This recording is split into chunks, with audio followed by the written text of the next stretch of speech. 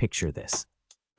It's Sunday evening, you've just finished a weekend that felt pretty good actually. You slept in, you ordered delivery twice, you watched a few episodes of something you've already seen before. You maybe went to Target for one thing and somehow walked out having spent $140. You didn't really do anything wrong. You weren't irresponsible. You weren't reckless. You just lived. And yet Monday morning arrives, you open your banking app, and there's this gnawing feeling in your gut, like something quietly drained out of your wallet while you weren't paying attention.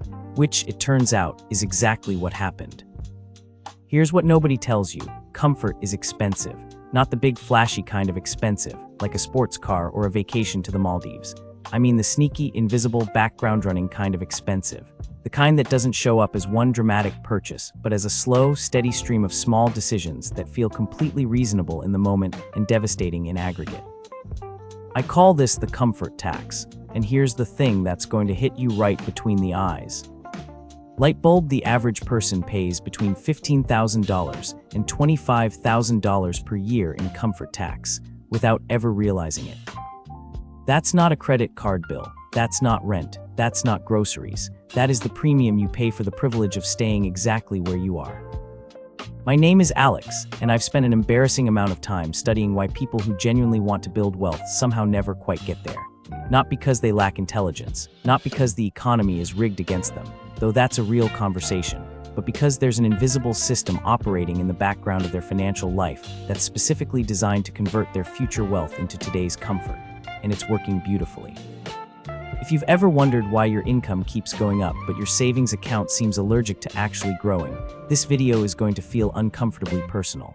Stick around, because by the end, you won't just understand the comfort tax, you'll be able to calculate exactly how much you're paying, and more importantly, you'll have a practical framework for stopping it.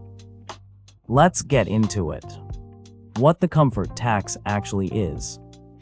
Before we go any further, let me be clear about something. This is not a video about cutting your morning coffee. I am not about to spend 20 minutes telling you to stop buying things you enjoy. That is possibly the most tired advice in personal finance, and it misses the entire point. The comfort tax isn't about individual purchases. It's about a psychological operating system, a collection of deeply ingrained habits, defaults, and emotional responses that quietly govern every financial decision you make. And the genius of it, if you want to call it that, is that it never feels like a tax. It feels like just living your life. Here's how to recognize it. The comfort tax shows up whenever you choose the option that requires the least effort, the least change, and the least short-term discomfort, even when a slightly better option exists right next to it. You're renewing your car insurance automatically because switching feels like a hassle. That's a comfort tax. You're staying in a job that's capping your income because job hunting is exhausting. That's a comfort tax. You're paying for 3 streaming services you rotate through on a 90-day cycle because canceling and resubscribing is annoying. That's a comfort tax. You're buying the same brand of literally everything at the grocery store because comparing labels feels tedious. That's a comfort tax. None of these things feel like financial mistakes. They feel like rational decisions made by a reasonable adult who has better things to do. And that's exactly why the comfort tax is so brutally effective. It disguises itself as common sense. The savings gap put into numbers. The average American household earns around $84,000 per year before taxes. After federal taxes, state taxes, Social Security, and Medicare, you're taking home somewhere in the neighborhood of $60,000 to $65,000. Call it $62,000 in take-home pay. Financial planners will tell you that the minimum savings rate to build meaningful long-term wealth is between 15% and 20% of your income. So ideally, you'd be saving around $9,000 to $12,400 per year. Bar chart: actual average American savings rate. For 6%, that's only $2,500 $3,700/year on a $62K take home. The gap between what you should be saving and what the average person actually saves, that gap is the comfort tax. And when you compound it over a 30-year career, we're talking about a difference in retirement wealth of over $500,000. The 3 layers of comfort tax. The comfort tax operates on 3 distinct levels simultaneously. Understanding each one is the key to actually dismantling it. Layer 1: convenience inflation. Convenience inflation is what happens when you consistently choose the easy option over the economical one and never add up what that habit is actually costing you. Let me paint you a mental picture. It's Tuesday evening. You meant to meal prep on Sunday, you really did, but you didn't because Sunday was a whole thing. So now it's 6:30 p.m., you're tired and hungry, and the last thing you want to do is figure out what's in your fridge. So you open a delivery app. The meal costs $14. Add delivery fee, service fee, and the tip that you feel guilty, not giving at full percentage even though you never actually see the driver in person, and you're at $28, maybe $30. That's not a financial catastrophe, that's Tuesday.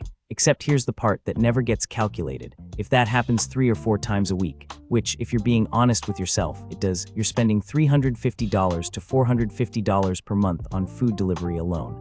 That's $4,200 to $5,400 per year. Add it all up, convenience spending across all categories typically costs $8,000 per year per household. Layer 2, status maintenance. This is the comfort tax you pay to keep up with a version of yourself, or more accurately, a version of yourself you think other people are watching. Status maintenance is the reason your phone upgrade cycle is 18 months instead of 36. It's the reason your wardrobe has items with tags still on them. It's the reason you live in the apartment with the rooftop deck instead of the perfectly functional 1-2 blocks over that's $300 cheaper per month. Here's the psychological mechanism driving this. Humans are social creatures who have evolved to care intensely about perceived status within their group. This isn't vanity. This is survival instinct that got reprogrammed by modern consumer culture into a subscription service you never opted into. The average American spends, year on clothing beyond basic need. $580 billion is spent annually on beauty and personal care products. And here's the irony that should make you actually laugh out loud. Most of the people you think are watching and judging your stuff are too busy worrying about their own perceived status to notice yours. You are paying thousands of dollars per year to perform for an audience that is not watching the show. Layer 3, emotional spending reflexes. This is the most expensive and the least acknowledged layer. Emotional spending reflexes are the automatic financial responses your brain has developed to deal with stress, boredom, frustration, or discomfort. When something goes wrong, you spend. When something goes right, you celebrate by spending. When you're bored, you scroll and shop. When you're anxious about something you can't control, you find something you can control, which is clicking add to cart. The retail and entertainment industries have spent decades and billions of dollars studying exactly how to trigger these reflexes. That's why your phone sends you a sale notification when your calendar says you have a stressful meeting. That's why Amazon's one-click checkout was literally patented as a business innovation. They removed every possible friction point between your emotional state and your credit card. The average American makes somewhere between 35,000 and 50,000 decisions per day. A meaningful percentage of those involve money. And when you're emotionally activated, tired, stressed, excited, bored, your decision-making quality plummets, and your spending quality goes with it. The math that should keep you up at night. Let's get into some numbers. I want to walk through a hypothetical person we'll call Alex. Alex is 30 years old, earns $72,000 per year, takes home roughly $52,000 after taxes, and by most external measures looks like a financially responsible adult. Alex has a 401k, pays bills on time, and isn't drowning in credit card debt. Alex is average in the best sense of the word. But Alex is paying the full comfort tax. Let's itemize it. Alex's annual comfort tax breakdown. Convenience inflation, $7,800 year, $650 month. Food delivery dining above home cook equivalent, $300 mo unused subscriptions, $120 mo impulse next day delivery, $90 mo convenience transport, $80 mo app upgrades premium tiers, $60 mo. Status maintenance, $4,800 year, $400 month.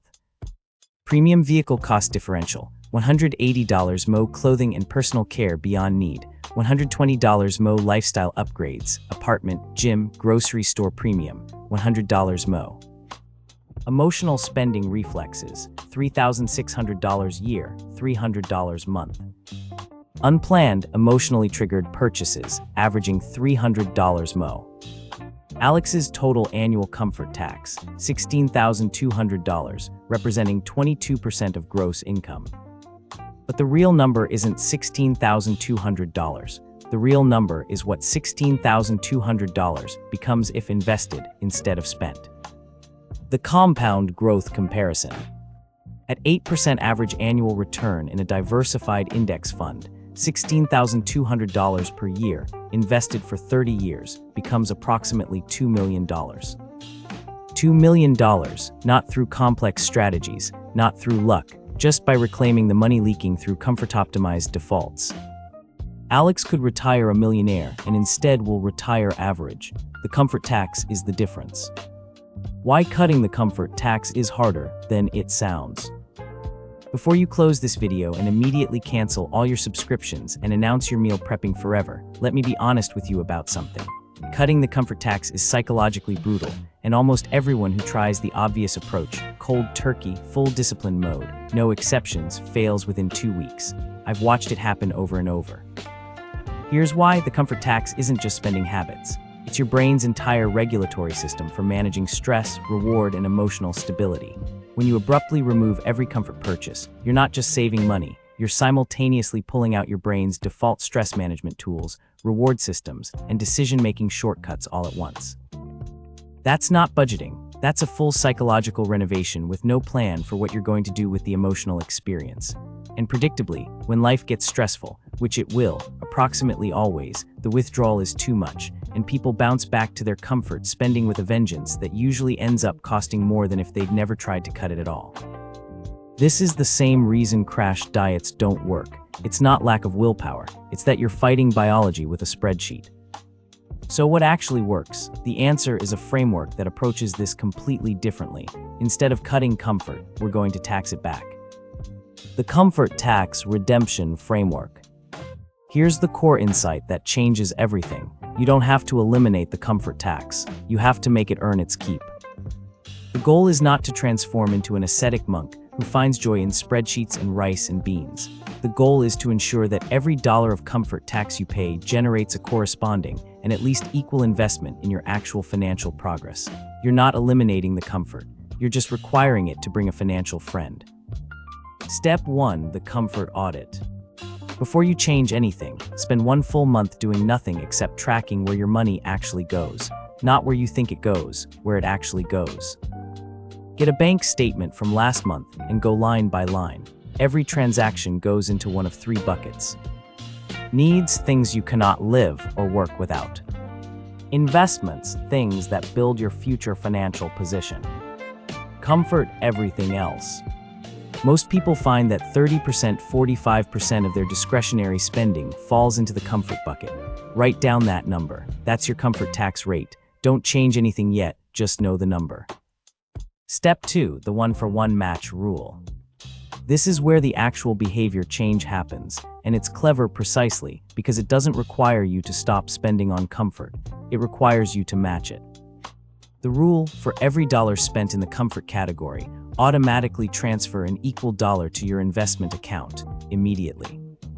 Want to order delivery tonight? Great. Transfer $28 to your investment account the moment you place the order. Feel like upgrading to premium on that app? Fine. Transfer the upgrade cost to your index fund simultaneously. This does 2 things that willpower-based budgeting never does. First, it keeps your comfort spending emotionally available, which removes the scarcity panic that causes binge spending.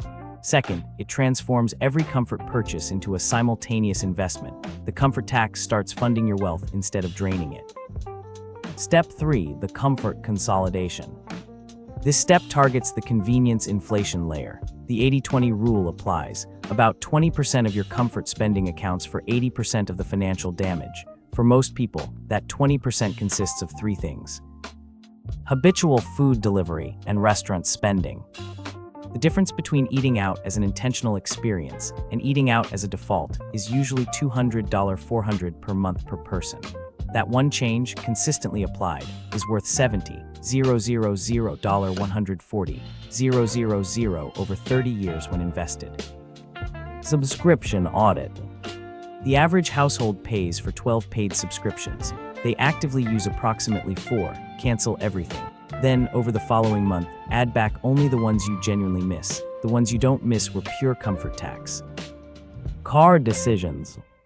The difference between a car chosen for transportation and a car chosen for social signaling is over a 10-year ownership period, between $50,000 and $150,000 in direct and opportunity costs combined. Drive something reliable. Invest the difference. Step 4. Comfort redirection. Some of your comfort tax isn't actually buying comfort, it's just spending in default mode. This is especially true of emotional spending reflexes. Research consistently finds that experiential spending provides more lasting satisfaction than material spending. Spending money on doing things rather than having things produces better emotional outcomes over time. And notably, anticipation of an experience provides more happiness than the experience itself, which means planning a $300 weekend trip generates more sustained positive emotion than impulse buying $300 worth of random stuff. Shift your comfort budget from reflexive material purchases toward intentional experiential ones, not as a sacrifice, as an upgrade. The compound effect of reducing your comfort tax. Let's come back to Alex one more time, because the numbers here deserve a proper spotlight. If Alex implements the framework and reclaims just 40% of that $16,200 annual comfort tax, routing it toward investments, that's $6,480 per year. Not a dramatic sacrifice, just 40% less waste. Alex's retirement projection at 8% annual return. Reclaim 40% of comfort tax, $6,480 or right arrow $795,000 after 30 years.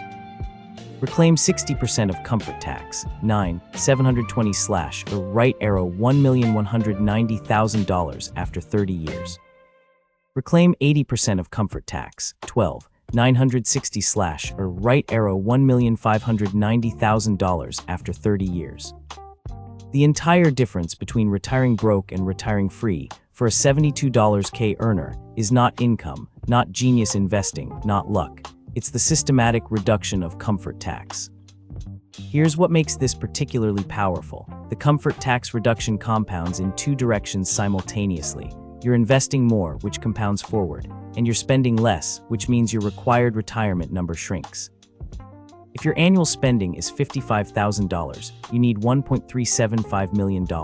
If your spending is $45,000 because you eliminated $10,000 in comfort tax, you need only $1.125 million. You need $250,000 less to retire while accumulating faster. The math accelerates in both directions at once. The identity shift that makes IT stick. There's one more piece of this that I don't want to skip, because without it, the framework we just covered is likely to work for about a month and then quietly dissolve. The people who successfully and permanently reduce their comfort tax don't do it through willpower or budgeting discipline. They do it through an identity shift. They stop thinking of themselves as someone who is currently trying to spend less and start thinking of themselves as someone who genuinely does not require that much comfort spending in order to feel good. When your identity is someone trying to cut back, every comfort spending decision feels like a test you might fail, and every slip feels like evidence that you're back to your old self. Your brain treats the old habits as your default and the new habits as the deviation you have to constantly fight to maintain. Nobody can fight their own brain indefinitely. When your identity shifts to someone who is intentional with money, the comfort spending becomes the deviation from your identity, and investing becomes the default. How do you make this shift? Not through affirmations, through evidence. You need to give your brain repeated proof that you are the new kind of person. Start with one or two specific, small, easily achievable changes from your comfort audit. Make them so easy that you succeed consistently for 2 or 3 weeks, not because those changes matter dramatically on their own, but because every time you follow through, you're depositing evidence into your brain's identity account. With enough deposits, the account balance tips and the identity solidifies. This is why the one-for-one match rule is a better starting place than aggressive budgeting. It doesn't require you to become a different person. It just requires one small addition to your existing behavior. And that one addition, done consistently, starts generating identity evidence that compounds just like money does. Who you're actually paying the comfort tax to. I want to close with something that reframes this entire conversation. When you pay the comfort tax, who gets the money? It goes to delivery apps that take 30% commissions. It goes to subscription services that count on your inertia to keep billing you for things you forgot you had. It goes to car dealerships that have studied your psychology more carefully than most therapists have. It goes to retail algorithms specifically designed to catch you in moments of emotional vulnerability. It goes to insurance companies banking, literally, on you not shopping around. These are not charities. These are not entities that have your financial well-being as a priority. They are machines that are incredibly good at converting your desire for comfort into their revenue. And you are, every day, feeding those machines with your future. The comfort tax isn't paid to the universe. It's paid to specific companies that have deliberately engineered your default behaviors to ensure you keep paying it. The good news is that once you see the comfort tax clearly, it loses most of its power. The reason it works so well is precisely because it's invisible. The moment you can name it, categorize it, and put a number on it, it transforms from a force acting on you into a decision you're making. And decisions, unlike forces, can be changed. You don't have to live like a monk. You don't have to stop buying coffee or eating at restaurants or upgrading your phone occasionally. You just have to stop doing those things on autopilot, without awareness, without intention, while quietly paying a $15,000 per year tax on your own future. Do the comfort audit, calculate your comfort tax rate, implement the one-for-one match, identify your top 3 convenience inflation categories, and start building the evidence that you are someone who does not fund other people's businesses with your retirement.